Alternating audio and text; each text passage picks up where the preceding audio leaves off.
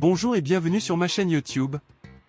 Aujourd'hui, je vais vous parler des mystérieuses lignes de Nazca, ces dessins géants qui ornent le désert péruvien depuis des siècles. Qui les a tracés? Comment? Et pourquoi? Suivez-moi dans ce voyage fascinant au cœur d'une civilisation ancienne et énigmatique. Mais avant, petit point sur notre séjour à Nazca. Nous avons fait le choix de rester 2 jours, ce qui était amplement suffisant à nos yeux. Pendant ces 2 jours, nous avons pu observer Saturne et son anneau avec un petit film sur l'astronomie. Et aussi nous avons pu effectuer un vol au-dessus de ces fameux géoglyphes. Les lignes de Nazca sont l'œuvre de la culture Nazca, une civilisation précolombienne qui s'est développée entre 200 avenue Jésus-Christ et 600 AP Jésus-Christ dans le sud du Pérou.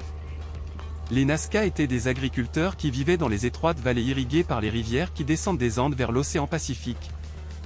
Ils étaient aussi des artistes talentueux qui ont créé des céramiques colorées représentant des animaux, des plantes et des êtres humains. Mais leur plus grande réalisation est sans doute les géoglyphes qu'ils ont tracés sur le sol aride du désert de Nazca.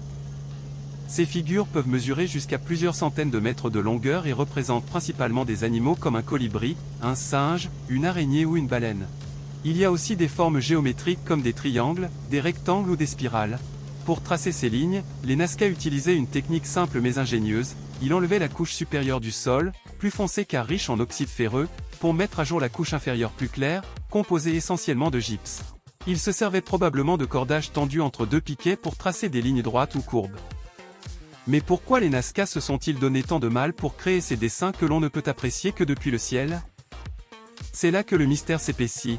Plusieurs hypothèses ont été avancées par les chercheurs qui ont étudié ces géoglyphes depuis leur découverte. La première hypothèse est celle de l'astronomie.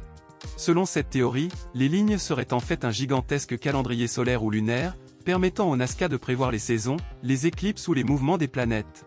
Certaines lignes seraient alignées avec les points cardinaux ou avec la position du Soleil lors des solstices.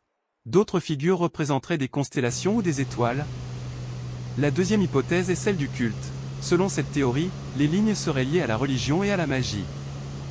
Voilà, nous en avons fini avec la présentation de Nazca et ses lignes. Maintenant nous partons en direction du nord dans la ville de Huaraz pour y découvrir lagunes et glaciers. Comme d'habitude, pour ne rien louper, abonnez-vous, petit pouce bleu et la petite cloche. En espérant que cette vidéo vous a intéressé. À bientôt pour de nouvelles aventures et merci.